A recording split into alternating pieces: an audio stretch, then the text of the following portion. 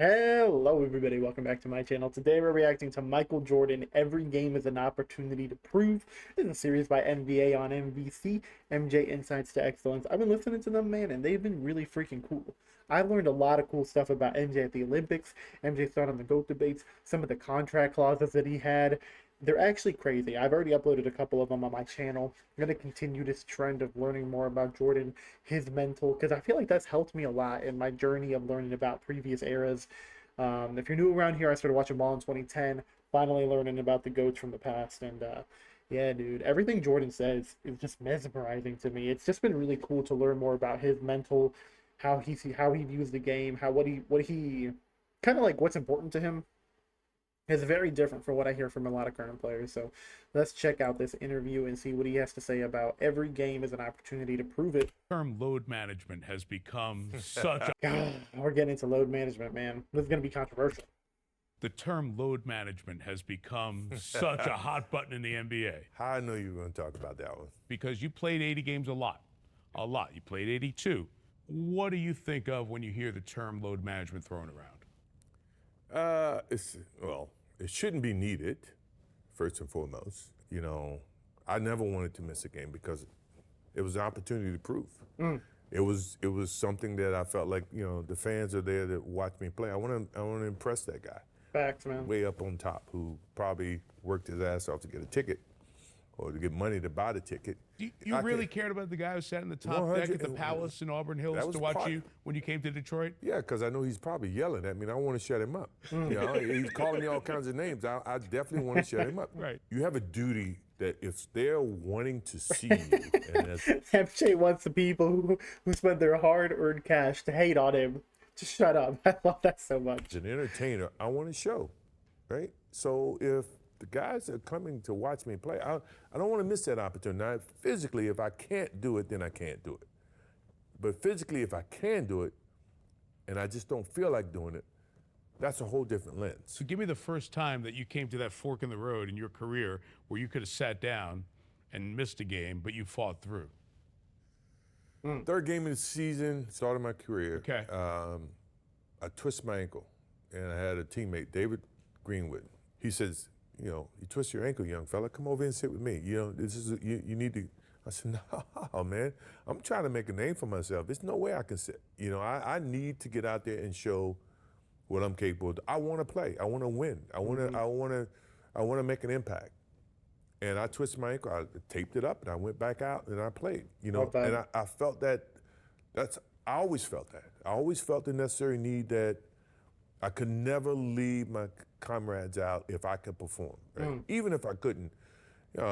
Utah, great example. You know, everybody said the flu Finals. game. It's game 5, which is a very pivotal game. I was going to find a way to get out there, even if I was a decoy. Well, once I got out there, you know, you never know how, you know, pushing yourself, you never know what happens, right?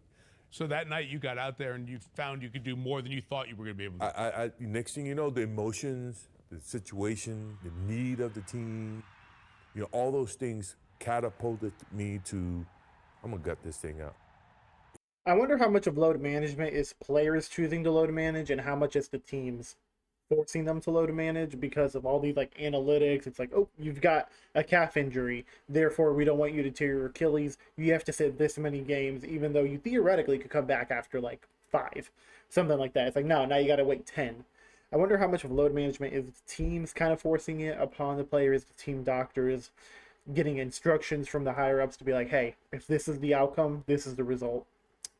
And I wonder how much of it is really players, because there's also the aspect of players make so much money now.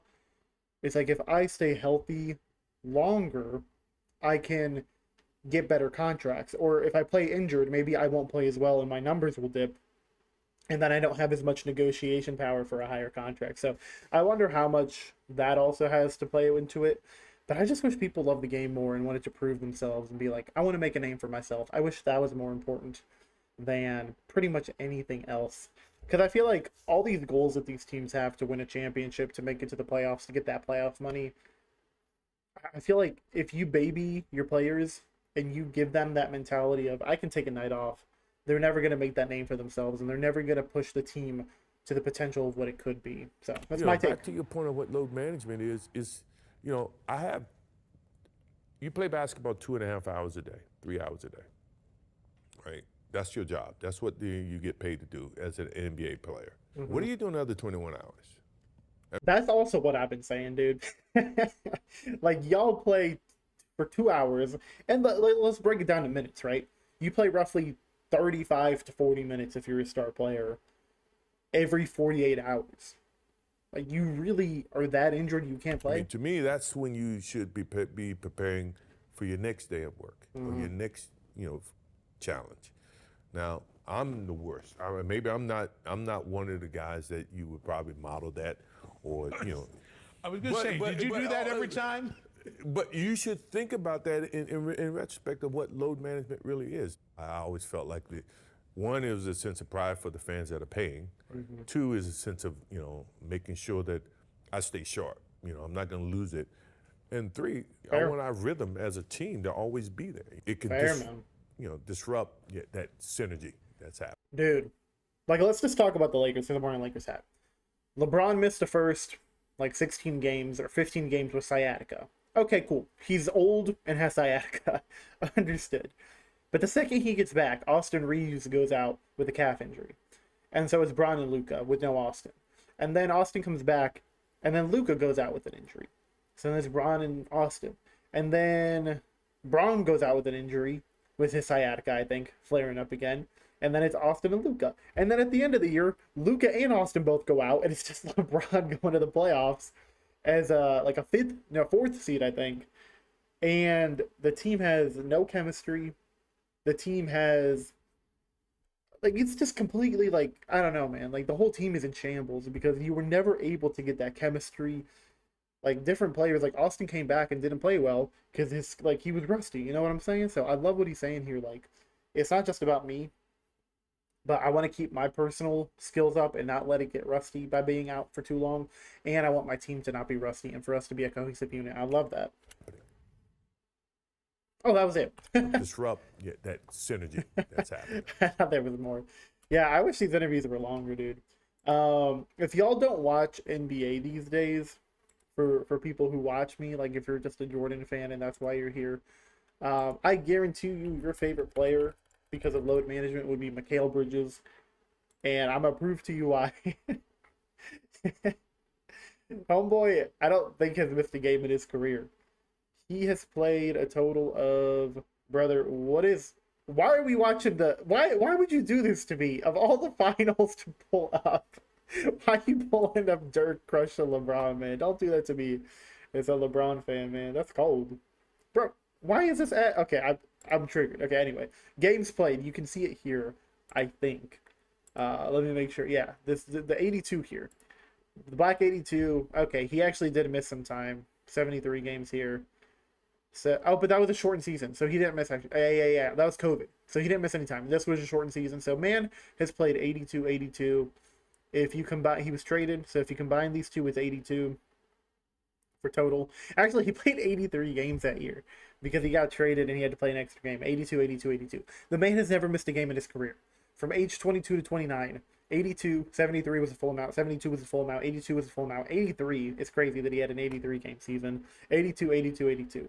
So if y'all don't know who Mikal Bridges is, he might be your favorite player. He's about to play in the finals, so you Jordan fans who don't like current day NBA, I highly recommend you watch these NBA finals, and maybe you'll gain an appreciation for at least this guy because he doesn't load manage in the slightest. Homeboy tries to kill it every single night. He's already played, 638 games in his career? Brother, how many MJ games in career? MJ played 1,072 in the regular season. So, I mean, this guy alone has chance to break a lot of records, I feel like, with most games played if he continues at this trend. But never missing a game in your entire career when you've played how many seasons professionally? 7 years of experience? It's impressive, dude. It's impressive. But anyway, man, let me know what y'all think about what Jordan said about load management. Is that part of the reason y'all don't watch NBA present day? I still watch it, man, and I will say it's frustrating when you want to see a game. It's like, oh, we got this superstar versus this one, and then they're not playing. But hopefully the NBA can crack down on it and make it better. I know a big part of it is the players just play a very different brand of basketball from back in the day. Like a lot of crossovers, like Euro steps, like things like sudden stopping that maybe wasn't as done as much back in the day. And I think that's why there's been such a increase in like lower leg injuries or knee injuries, stuff like that. But let me know what y'all think. I hope y'all enjoy these Michael Jordan interviews as much as I do. Hope y'all have a great day, night, whatever time of day it is for you. I'll catch you guys on the next one. Doses.